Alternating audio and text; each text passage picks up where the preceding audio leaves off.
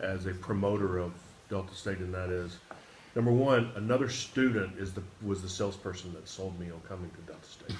I mean, I was going to be a fifth generation Mississippi State attendee, and that was just where we were going. And I had another student that talked me into coming to Delta State University. His name was Mark Lynch.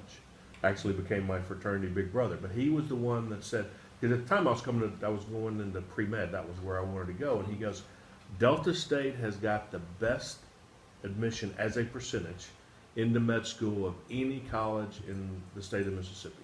Here's the data. This is where you need to come. You're going to have a better chance of going to college and getting into med school if you go to this college versus any other college in Mississippi.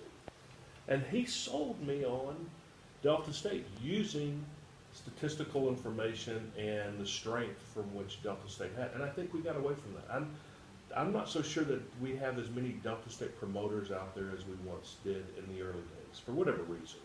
There's other choices for colleges, you know, maybe they went on somewhere else and got their advanced degree, and that's what they call their allegiance in a lot of cases. But we've got to get back to that, number one. Number two, we need to get back to what we are. Are we a teacher's college? Are we a nursing college? Are we an aviation college? Accentuate the positives that are coming out of Delta State. I mean, it's going to be hard to compete in the accounting profession against Ole Miss when Ole Miss has got like the top accounting program in the entire United States.